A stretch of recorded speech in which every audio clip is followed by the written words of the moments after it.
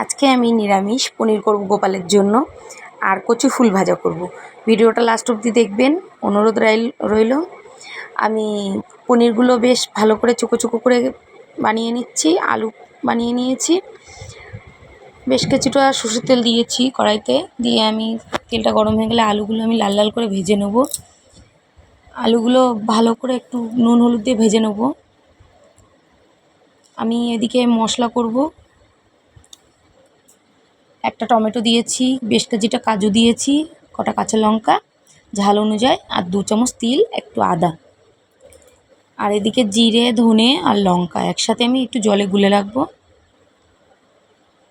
এটা একটু ভিজিয়ে রাখবো, তাহলে মশলাটা ভালো হবে। এদিকে আলুগুলো ভালো করে লাল লাল করে ভাজা হয়ে গেছে।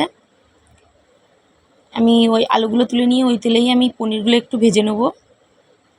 আমুলের এই পনিরটা না বেশি ভাজলেও কি শক্ত হয় না, খুব ভালো হয়, নরম নরম থাকে তো ভালো লাগে। পনিরটা আমি ভালো করে একটু নরম নরম থাকতেই তুলে নিয়েছি। নিয়ে আমি ওই তেলে কটা তেজপাতা আর যে মশলাটা গুলে রেখেছিলাম জিরে ধনে লঙ্কা, সেটা আমি দিয়ে দিলাম। দিয়ে নুন হলুদ দিয়ে ভালো করে কষিয়ে নিয়েছি তেল ছাড়া অবধি। তারপরে আমি যে মশলাটা বেটেছিলাম সেটা আমি আর একটু দিয়ে দিচ্ছি, দিয়ে বেশ খানিকক্ষণ কষিয়ে নেবো। এটা একটু চিনি দিয়ে দিচ্ছি, নিরামিষ সবজিতে একটু মিষ্টি দিলে ভালো লাগে। তো আমি মশলাটা তেল ছেড়ে গেছে, আমি পনিরটা দিয়ে দিচ্ছি। পনিরটা দিয়ে বেশ খানিকক্ষণ ভালো করে কষিয়ে নেব।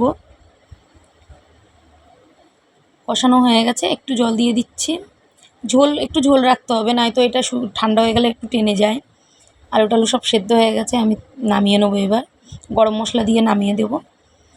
আমি এদিকে কচুর ফুলটা আমি এরকম করে ফুলটা বের করতে হবে। কচুর ফুলটা আমি বানিয়ে নিচ্ছি। আর এরকম এই যে ডাটির ওপরে যে ইয়েটা থাকে, ওটার আমি খোসাটা ফেলে দিচ্ছি। এটা ফেললে না গাল চুলকায় না। আমি এটা নুন দিয়ে কচুর ফুলটা একটু ভাপিয়ে ফেলে দেবো। একটু লাল হয়ে গেছে, আগের দিন বাবা নিয়ে এসেছিলো 1 তারি, তো হাফ হয়েছিল আর হাফ বড়টা ছিল তাই বাটিটা। তো আমি সেদ্ধ করে নিয়ে একটু 5 ফোড়ন, শুকনো লঙ্কা, কাঁচা লঙ্কা, একটু চিনি, নুন হলুদ দিয়ে ভালো করে ভেজে নিচ্ছি। নিরামিষে এরকমই হয়। তো আমি এটা ভালো করে ভেজে নেওয়া হয়ে গেছে। কেমন লাগলো আমার রান্নাগুলো বলবেন। ঠাকুরকে